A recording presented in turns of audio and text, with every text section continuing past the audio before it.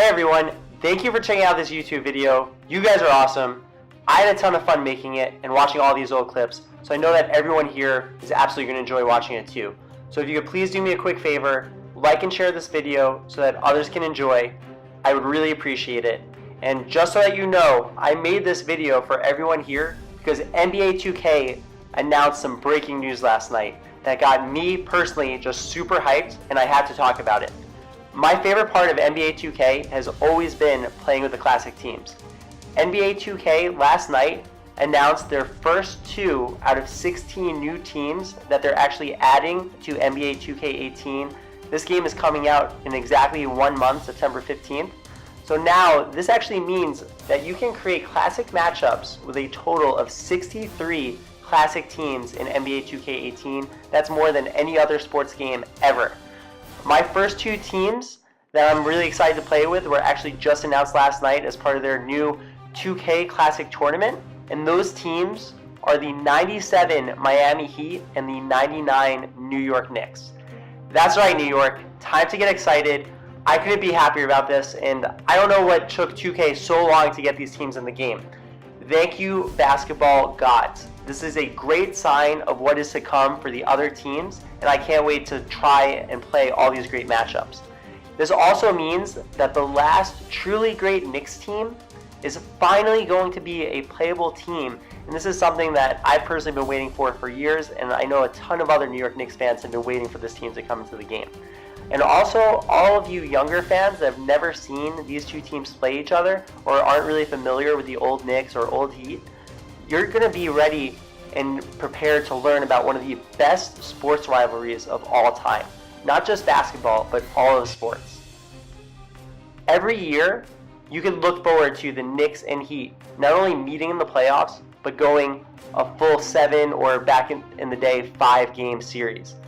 Every year, it basically came down to a final possession, and I can't think of other teams or matchups where they played each other in the playoffs for 4 years in a row. It's absolutely insane. That said, not only will this be a great matchup for these teams to play each other, but each team should just be a lot of fun to play in NBA 2K in general. They each have a lot of star power, and with their defensive versatility and size, each team is a top defensive team back in one of the top defensive eras in the history of basketball. I can see this being a great matchup for quote-unquote super teams of today like the current Warriors or the current Cavs. So I know I'm going to especially play this matchup again and again, the two teams against each other, because they're both just so evenly matched and really mirror images of each other. For those that don't know, Pat Riley constructed each team.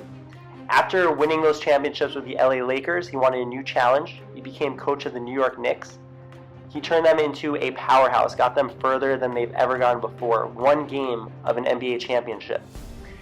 Eventually, he had a disagreement with James Dolan because, honestly, let's face it, who in the Knicks hasn't had a disagreement with James Dolan? And he eventually left to become the coach and GM of the Miami Heat. It was a very sour relationship with how it ended, and that definitely fueled the rivalry between the two teams.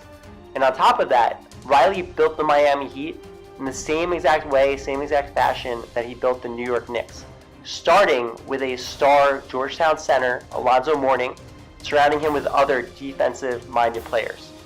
That's right, the Knicks' best player, Patrick Ewing, was actually a role model and former mentor for the Heat's best player, Alonzo Mourning. He actually wore the same number as Patrick Ewing as a token of respect. They each wore number 33, and Ewing served as a bit of a mentor for Alonzo Mourning. It's such a great story. This made the teams basically the same. They knew each other's plays. They had a lot of the same players. They really hated each other because of this. Alonzo Mourning, Larry Johnson, there was a lot of hatred with both of those players back when they played for the Charlotte Hornets, who is going to be the alpha dog between the two teams. And this hate created a lot of brawls between them.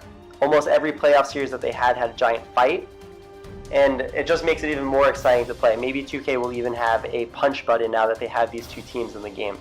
And just so you know, this team for the Knicks, it's much different than the 94 team that's already in the game.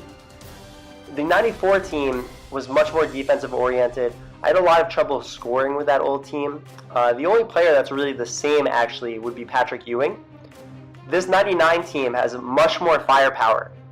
This was actually a year of transition for the New York Knicks back in 1999. They were starting to become younger, and they were preparing to pass the torch from Patrick Ewing to their sharpshooting stars like Allen Houston and Latrell Sprewell.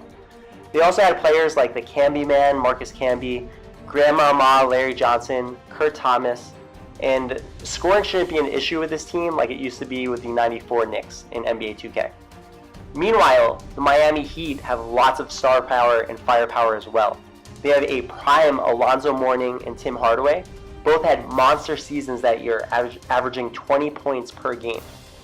They also had a very young, defensive, and effective P.J. Brown, who, I don't know if you guys remember, he was a veteran and key cog for the 2008 Boston Celtics. And he was also with the Chris Paul Hornets team that went further in the playoffs, I can't believe this, than Chris Paul's Clippers teams. And he was a very key member of that team. He also had different sharpshooters, such as three-point shooting champion Vashawn Leonard at shooting guard and superstar Jamal Mashburn. Mashburn became a #1 scoring option for a playoff-bound Hornets team just a few years after leaving the Heat, and he was also a key contributor for that Heat team as well. He was their #3 scorer. So overall, there are no real weaknesses on the Heat, and that's why they actually won 60 games that year in the regular season. And to be honest, if it wasn't for Michael Jordan or a few bad bounces against the New York Knicks, this Heat team would actually, they of course would have won one championship guaranteed. I think they would have matched up very well with the San Antonio Spurs. I think they would have matched up very well with the Utah Jazz. They would have been fun matchups. Anyway, each team has actually been in NBA 2K once before. The OG 2K back in 1999. Back then, the Knicks were rated an 81 overall, which might sound low, but it's actually higher in retrospect because that ranking system back then actually was very low for all teams. The NBA champion San Antonio Spurs that year were only an 80, and the Kobe and Shaq-led Lakers that would later win the championship that year and be one of the best Laker teams of all time were only a 70. So when you look at it, an 81 for that Knicks team is actually very, very good. So I'm predicting something more like an 88 for this Knicks team. Meanwhile, the Heat were also in the original 2K2. They have a very interesting rating. They were actually a very defensive team in this game. Even though I think their offense was much better than the Knicks, their defensive rating was an 89, but somehow their offensive rating was a 59. I don't know how that's possible. I have to go through the roster. I think that's one of the worst offensive ratings in the game and one of the biggest gaps probably in the history of 2K teams. I don't even think the Detroit Pistons had that big of a gap. Some people also recreated these rosters. Of course, these were recreated on their own in the past, and we can't put too much merit on these team stats. The Knicks seem very solid. They have 4 players rated an 80 or above.